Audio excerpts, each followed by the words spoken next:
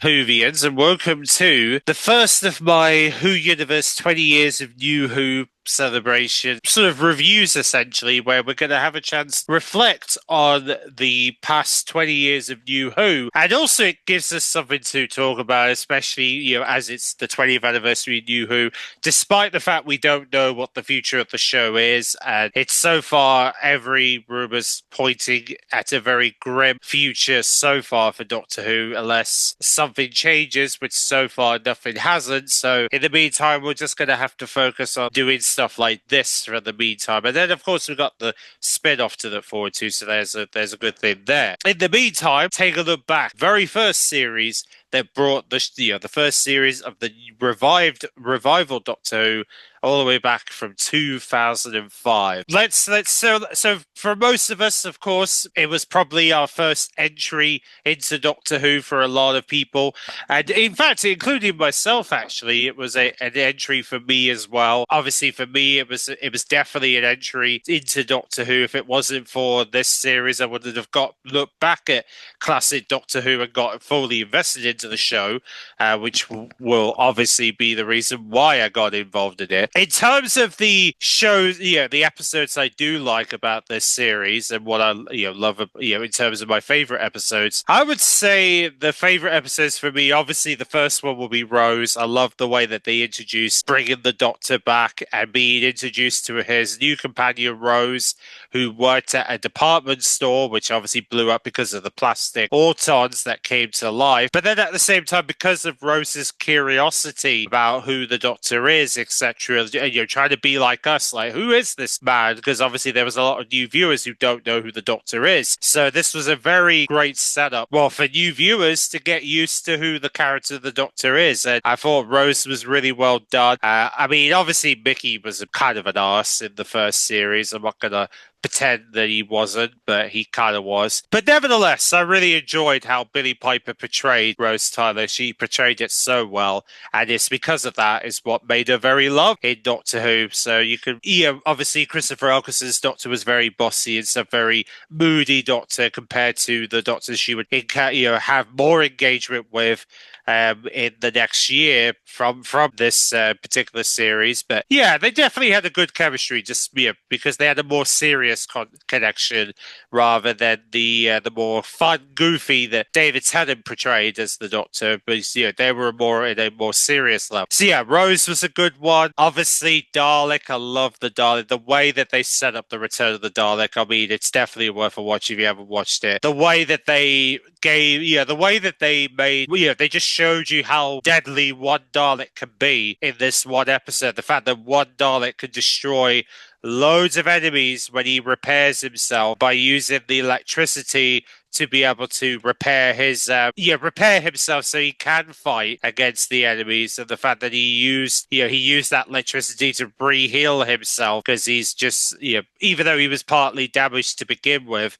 I just love that. And then of course the fact that Dalek became very compassionate because of the fact that Rose put her handprint on top of the Dalek that made him the way he was for a bit. But then he kind of, changed. The Dalek changed and decided he wanted to be free, essentially. So that was interesting. And then obviously along with that, we also had the Savine episodes were decent, I will say. The whole aliens in London World War III. Even though, yes, of course, these aliens fart a lot. Yeah, I know that can be annoying to some people here and there, but I mean that's the part of the nature of the Savine. Really, they just release gas so much, so that's their nature of the character, pretty much. Oh, but obviously, though, I mean, the Savine were, they were at least a decent enemy for the Doctor to face, like new enemy wise, that is. And then we have Father's Day story that I also liked. I loved how Pete Tyler was obviously firstly, we saw a flashback of Pete Tyler when he was alive, showing going back to the day he died before their wedding, because he tried to. Well, actually, it wasn't his wedding. It was the wedding of. It was the wedding of their friend's wedding, and obviously Jackie was looking after Rose, even though, obviously the old grown up, obviously understood the whole point of paradox, where if she touched the baby, it would lead to a paradox that would cause the beast to come in and grab hold of the Doctor, which, in order to save him, she would have to risk her, make her dad die in that fixed point in order to, in order for things to go back to normal, pretty much. So, but anyway, we have that, and then eventually we have another story that I also kind of love the finale.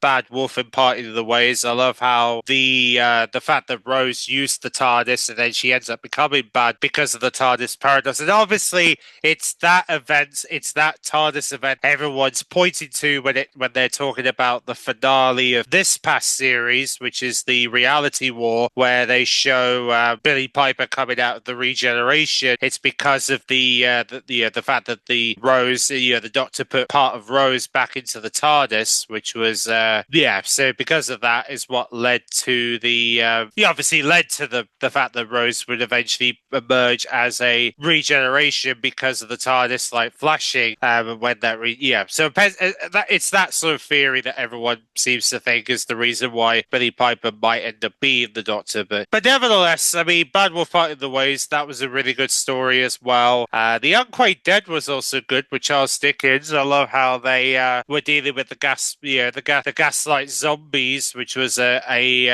type of zombie form that was happening. The fact that gaslight zombies were a thing, and they were trying to emerge the spirit. So yeah, they basically brought the spirits back to life with the gas, which was something. And then so yeah, that was really that was quite a story as well. But yeah, that is pretty much I think they're just some of the stories that I enjoyed in series one. And overall, I mean, like I said, I really enjoyed how they brought the show back. I mean, I really enjoyed the series really because of the fact that Doctor Who was new to me at the time. So, of course, at the time when it first broadcast, it was all new to me. Like, the show was new. So, of course, I was going to be generally hyped to watch every single episode to see, like, what happens next and what's going to come out of it. And the two-parters were definitely big, especially the finale two-parter was definitely gripping. There was definitely a lot of grip into those two-parters that definitely got you hooked to find out what happens next. So, that was a really good... And that's what we loved RTD1, is that there was a lot more energy to these episodes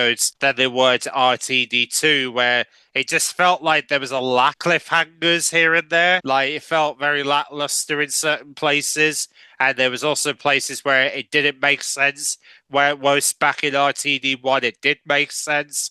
So yeah, you could see why there was a lot of friction between the recent RTD era to the one we had back in 2005 to 2000. So yeah, so that was pretty much my thoughts on series one of Doctor Who, and I would love to hear what everyone thought of the Christopher Eccleston series of Doctor Who, the only series that he did, because obviously he regenerated into David Tennant, which was great for me because I never seen David Tennant at all at that point, and it was very exciting to see what he's like, and I fell in love with him after like watching him in his first episode, which we'll obviously review the Christmas Invasion again later this year. Obviously, leading up to Christmas, we'll revisit those specials of New Who. So yeah, let me know your thoughts of series one in the comment section below. Did you love it? Did you hate it? Were you not a big fan of this series? I'm curious to see what the Doctor Who fans would place this series in terms of like what they love and what they don't love about it. What your favorite episodes were, and tune in for my 20 years New Who celebrations